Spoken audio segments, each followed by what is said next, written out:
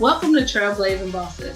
This podcast will feature interviews with women entrepreneurs who are willing to share their journeys of trial and triumph to hopefully inspire and encourage our listeners to embark on their own paths to entrepreneurship.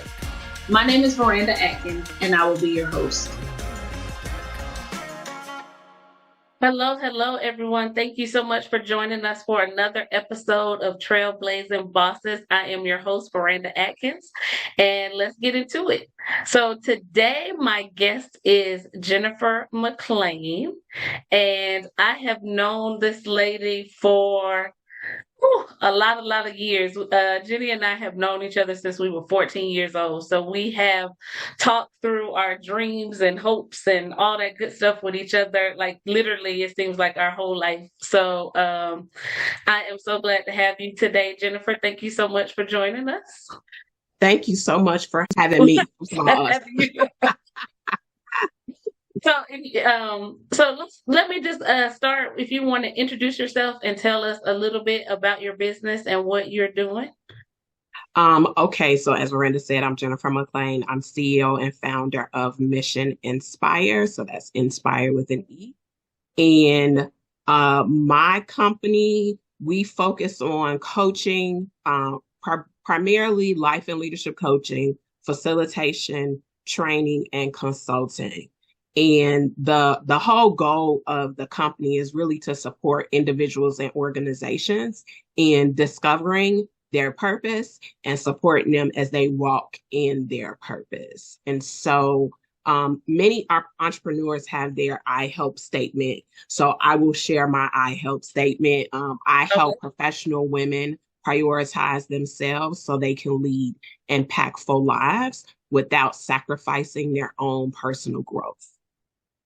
Wow, that's a lot. Like I never thought about an I help statement. That's actually pretty good to have because we start these businesses and we do all these things and we know what it is that we want to do. But I think having a statement like that is really impactful because everybody talks about like that 60-minute or 60-second elevator pitch. That's it right there. Like I help women. So what are some of the things that, like when a new client comes to you, like what are some of the things that you go over with them to help them try to figure out, or do they come to you with a plan and you kind of walk them through the steps to get it done? Actually both. Right. Okay. And so I always do a kind of like chemistry meeting because not everybody can work with everybody. And I want to make sure that the individual is comfortable with working with me and I feel like I can support that individual. And so, once we have that chemistry meeting, we decide that we want to work together. One of the things that I do is kind of send like an assessment, like a profile for them to tell me just a little bit about their goals. Sometimes they know what they want to do. And sometimes people are like, I'm not really sure what I want to focus on. And so that's a part of that first kind of call to really understand what is the plan? What is the vision? Where do you want to be? Whether that be in a year, 5 years, 10 years, right? And then working backwards toward that plan. But then also recognizing that our time together, we're either going to work together either 6 months or 9 months. So what do we want to accomplish during that time together? And then the other thing I try to leave my clients with is when they like that last session with me, that they have a plan for moving forward, because sometimes it's not just about the plan, not about the goal. Like people can articulate goals, but then they don't have the plan to get them there, nor they don't think about how to hold themselves accountable so that they can achieve those goals. And so I kind of help my clients kind of have a plan in place so that they can continue to move forward without my support. Or, they can always sign another contract to continue working with. Absolutely. So what made you, this is very interesting because obviously we do similar things, but in different genres and different industries or whatever. But what made you say like, hey, this is what I want to do. I want to strike out here and I want to start this company and help other women.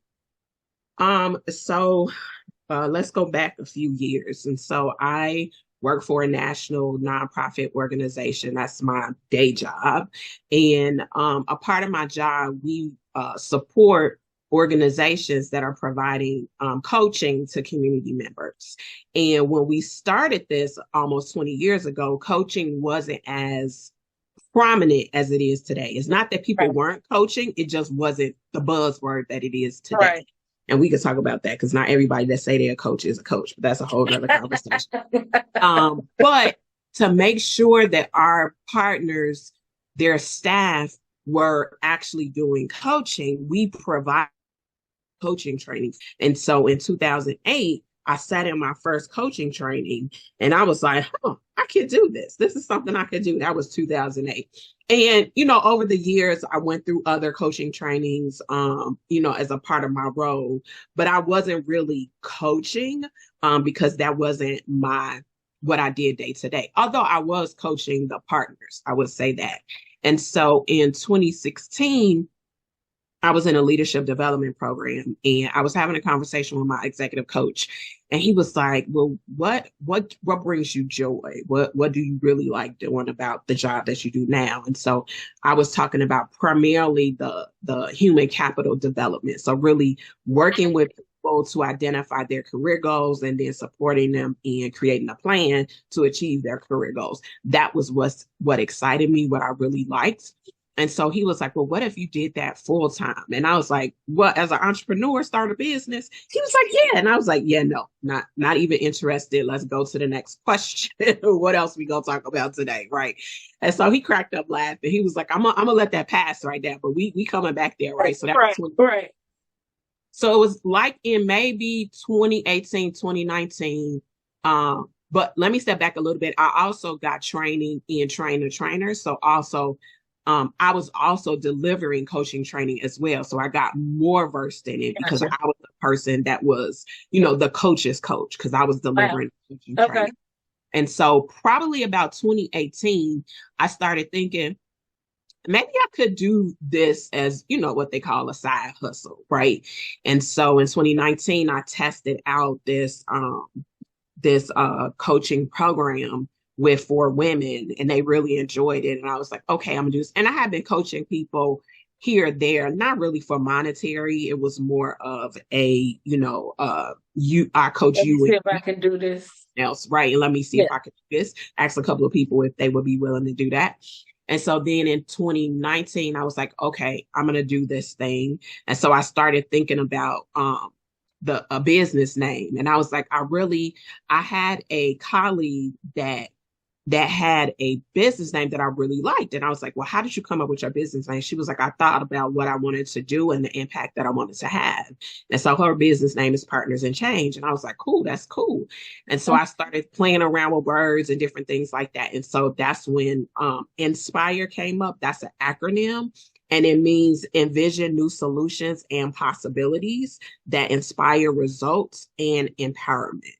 And so that's really what I want to do as I'm working with individuals. And so 2019 came up with the name, filled out the paperwork. And in 2020, I had no, this all happened in 2020. And then 2020, my first contract through my Nice. business name. Nice. Nice. Nice. And it's funny that it took you. So, of course, I just told you guys that I've been knowing Jenny since we were 14 years old. So I know her personality outside of this. And she's always been like the person to help people. And she's always like so even keel and is willing to take a back seat to everybody else. And I don't know how I got dubbed her protector in high school or whatever, but it was funny because I was always the one that was like rah rah rah, and she's like, "Me, just calm down. It's gonna be okay. Don't do that." So it's funny that she's helping women in this space because I think it just fits her personality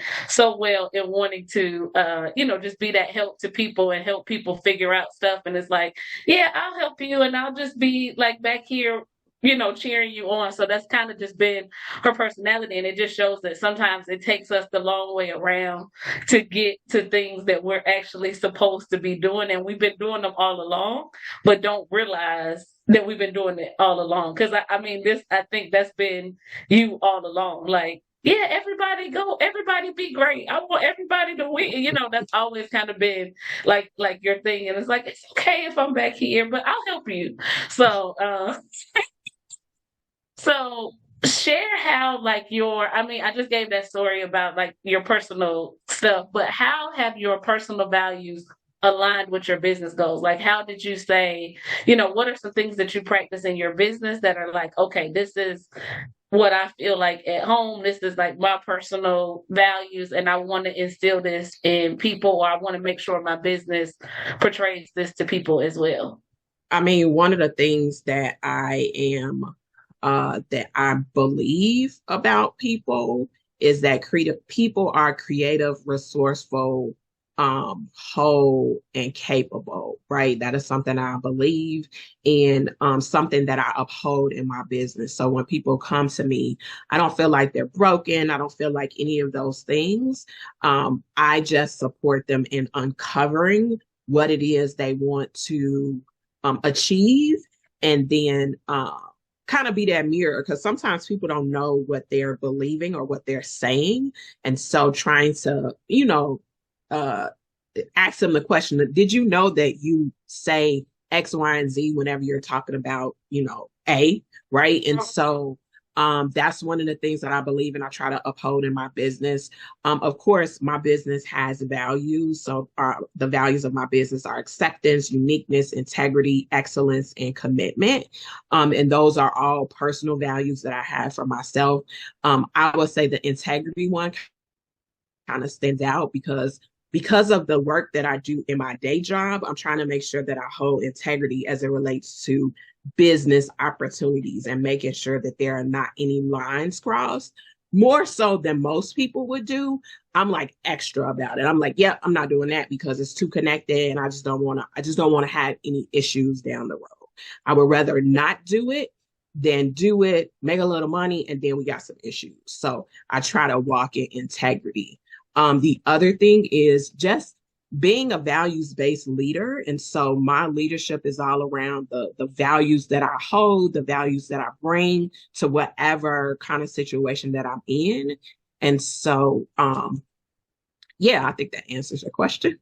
And it's funny that you say the integrity thing too, because I just think I think about like, okay, y'all. So we were in high school, so don't judge us. But I remember one day we were trying to skip class, and we went to boarding school for high school. We went to the Pinewood School in Piney Woods, Mississippi, one of the only historically black boarding schools left in the country. Had to get that shout out. But we go to boarding school, so obviously we live at school. So if we skip class, we skip class, right? But they know where we're at. Jenny and I lived in the same dorm, so we were like, "Oh, we're gonna say that we had a dorm meeting, and that's why we didn't go to class." She says, "Well, y'all just go.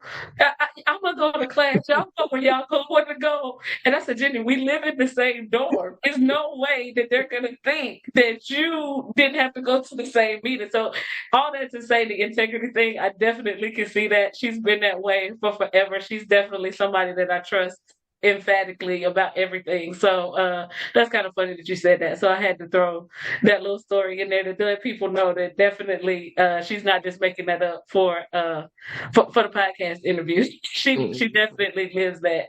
So that's kind of funny. So do you use any like technology things? Like are there systems that you use in place or help AI is like the new craze, and everybody's like, "Oh, AI! You got to use it to help your business." Is that something that you do in your business, or is it something that you help your clients integrate into their businesses? So I probably don't use technology as much as I should. They're very beneficial. Actually, right now I'm looking for a software for my coaching business that will help track my meetings with people and everything, like kind of all encompassing. I haven't found that yet. So that's one technology thing I'm using that I'm looking for. As it relates to I actually between Chat GPT and man, I always forget my other one that I use, Claude. I Okay. use those two kind of to help me with my limited social media posts more than I don't. But with my blog, kind of helping me think through titles, think through content and different things like that. So I do use it for support. It's only as good as the prompts that you put in it. So if you aren't prompting it well, then you're not going to get good information out. Um, but I think the thing what I try to do is like stay in these different in different entrepreneurship groups and hear from others about what technology tools they're using. And then based on their kind of feedback and things like that, I will try different things out. But I will say I'm not using it as much as I should, especially as an individual with a bachelor's in computer science. I forgot about that.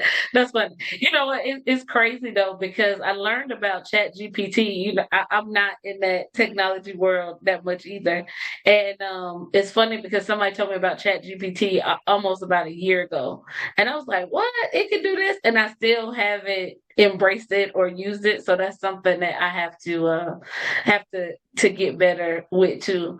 I'm gonna go back to two things you said, but the first question that I had is you said that the person told you you should do this as an entrepreneur and you were like, no way, I'm not doing that.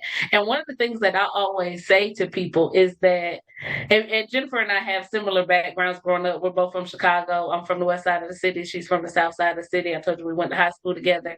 I don't think, and I always tell people this, like, I don't remember being taught that we could have our own businesses. I remember people telling us to go to school, get good grades so that we could get a good job. And I think both of us kind of just followed that path and listened to it. So when somebody came to you with that idea of being an entrepreneur, it kind of goes over your head a little bit. And so I think that's one of my things is like telling people, it's possible. Like, so many people don't think it's possible. So what actually made you finally say, because you just said you went to school. I know you have several degrees. You got that good job, and you did what everybody told you were supposed to do. So, what made you say, "Let me take this leap from doing what everybody told me to do to now I'm going to be an entrepreneur"? A couple of things. One is uh having a couple of friends that were taking the entrepreneurship journey and hearing about what they were doing and different things like that. But then also just as I'm thinking about my purpose and what it is I'm supposed to be doing on this earth. And while a portion of that is in my day job, I'm not doing everything that I should be doing, right? And so this gives me an opportunity to walk more in my purpose through my business. And so I will tell you, it was a struggle because I have a circle of friends, and I told them that I was like, I don't think I can be an entrepreneur. This ain't for me. I'm not doing. They was like, what is wrong with you? I was like, not everybody could be an entrepreneur. Maybe I'm one of those people, and I'm fine with it. And they was like, girl, what's wrong with you? Because it was just things were just taking a while, and it's not perfect now. Like technically, this is my third year in business, and I'm not really making profit yet, but I know it's coming. And, partly because I don't work as much in my business as I should be, because I have a full-time job and a family and different things like that. So I have to make time for the business. And that's one of the things I'm focused on for this year is making time for it, in order for it to grow. And so I think it was just, being around others, really getting in more, I'm in one community that is entrepreneurial Christian women. And I joined that community. I didn't even have a business yet. I was like, I think I'm going to start a business. So let me get in this community. And so Right. just hearing other people's story and growth and different things like that kind of inspired me. And so that's what I did, like being around different groups of people where there are entrepreneurs. Cause I think you're right. As we were growing up, it was like high school, college, get a job. That was it. Right. And I don't Right. even think at that time, I didn't even know any entrepreneurs. So nobody in my family had Right. businesses or different things like that. So Yeah, yeah. And it's crazy because it's funny. My friends will laugh. You know me. I'll open up this, I'll do that, do this stuff. And you would think like I had somebody, tell me a while ago, oh, I thought you were like a trust fund baby because we had the paint and sip and we had the gym and I was doing my travel business. And it was like, what? I was like, no, I wish I had a fund to trust in. Like, no, I'm just going out here on faith and trying to figure out this stuff. But I realized that when me and Latanya opened Creative Sipping in Chicago, it was crazy. We weren't able to like clean up at night because so many people were talking to us after, like, oh my God, how did y'all start this? And shout out to Jenny. She was actually a first party that we had when I opened my business. So it pays. She just talked about her sister circle and how she had people who are friend circle who were encouraging her to go. And she has done that for me when I've started my businesses. So, I tell people all the time, it's so important to surround yourself with those people that are going to support your dreams and help you get to what sometimes you don't even know that you're supposed to get there, but they like, yeah, go ahead and do that. So it's really good to have those type of people around. The other Mhm. thing that I wanted to go back to before we run out of time is you said not everybody's a coach. I wanted to hear what your opinion is on that without throwing anybody under a bus. So, coaching is, as I said, uh, people acknowledging that people are creative, resourceful, capable, and whole. That's one thing. As a coach, I don't give advice because I haven't lived your life. And so, which is unlike mentorship. As a mentor, you're looking for advice, right? A coach is there to ask you powerful questions and active listening and really just identifying what they hear you saying. And so, which is different from an advisor. An advisor is going to tell you what to do, or different from a consultant. A consultant, you identify consultant is going to solve that problem. A coach, I'm not solving the problem. It's your problem. You're going to solve it. What I'm going to do is ask you questions that have you reflect and think deeply about what it is that you're trying to achieve. And Okay. so a lot of people have that coach, like I'm a coach, but in some cases they're an advisor, they're a counselor. And there's nothing wrong with any of those modalities. But when I'm a coach, I try to be in a pure coaching mode. Nice. And it's funny that you should say that because you hear all these people saying I'm a coach. I think that's like the buzzword is coach. And so everybody has kind of like tacked that onto onto their title to make it seem like something, you know, that's the buzzword. So everybody wants to kind of do that. So that's interesting that you say that. Can I I say one see other thing? Can I yeah, say one sure. other thing about that? Because a lot of times people will make the connection from a sports coach, and because they use the word coach, but in the sports world, that coach is the expert. That coach is telling people how to lay on, how to set up on the field, or on the Right. court, right? That is very different from the kind of life and leadership coach that I am. While I do give strategy, it's all strategy based in that particular client situation. And I'm not going to tell them what play to run. I'm going to ask them questions so that they know what play to run.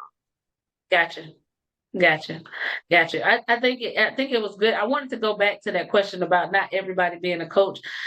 And I guess too, I know it's kind of hard to figure out. I know you said at the beginning that you kind of do an assessment with your clients to make sure that there's a fit.